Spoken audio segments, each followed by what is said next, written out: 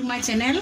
আজি মই মাংসৰ গ্ৰেভি বনাম। কেনেকৈ বনাম আপোনালোকে চাই থাকক। এয়া চাওক, মাংস ল'লোঁ। প্ৰথমতে মাংসটো ধুই হালধি আৰু নিমখ দি মেৰিনেট কৰি থৈ দিছিলোঁ।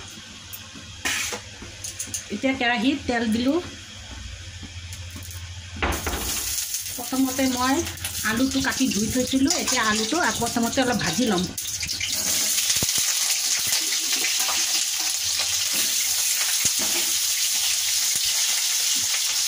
অকণমান নিমখ, হালধি অলপ দিলোঁ। এতিয়া অলপ হালধি আৰু নিমখ দি আলুটো ভাজি লওঁ। ভজা হৈ গ'ল চাওক। এতিয়াতো মাংসটো অলপ মই ভাজি লওঁ।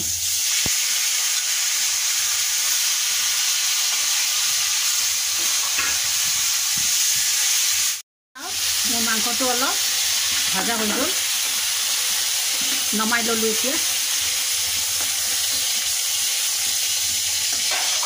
কেৰাহীটোত তেল দিম। তেলটো অলপ গৰম হওক। এতিয়া চাওক, কাটি থোৱা পিঁয়াজ, এটা বিলাহী আৰু এইটো তেজপাত। প্ৰথমতে মই তেলটোত তেজপাত দুটামান দিলোঁ। তাৰপিছত কাটি থোৱা পিঁয়াজটো দিলোঁ। পিঁয়াজটো অলপ ৰঙাকৈ অলপ ভাজি লওঁ।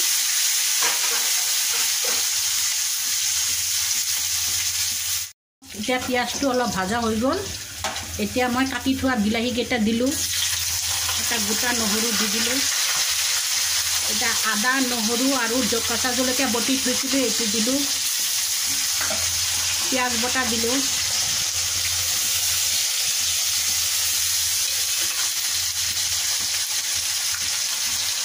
এচামুচ নিমখ,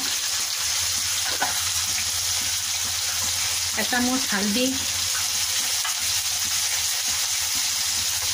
জিৰাৰ গুড়া এচামুচ,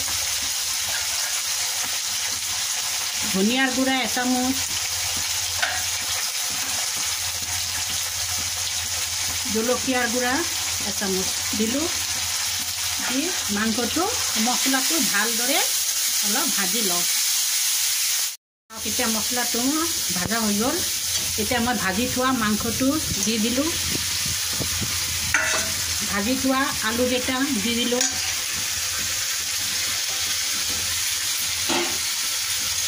এতিয়া একেলগত মিহলাই মাংসটো ভালদৰে কষাই লওঁ। এয়া চাওক, মোৰ মাংসটো ভালদৰে কষা হৈ গ'ল, ভালদৰে সিজাইও গৈ গ'ল। চাওক, এতিয়া মই ইয়াতে অলপ জালুক আৰু গোটা গৰম মছলা চেঁচি ৰাখিছিলোঁ, দিলোঁ। তাৰপিছত সামান্য অকণমান নিমখ, আগতেতো নিমখ দিয়া আছিল, এতিয়া বেছি নিমখ নালাগে, অলপ নিমখ দিলোঁ। দি অলপ লাৰি এতিয়া অলপ গৰম পানী দি দিম। আপোনালোকে ঠাণ্ডা পানীও দিব পাৰে, কিন্তু গৰম পানী দিলে মাংসটো অলপ ভাল হয়। এতিয়া চাওক, মই গৰম পানী দি দিলোঁ।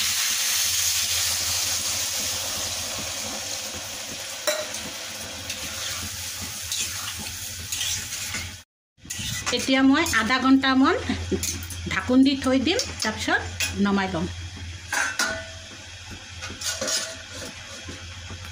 মাংস হৈ গ'ল, এতিয়া মই নমাই ল'ম। মোৰ মাংসটো হৈ গ'ল।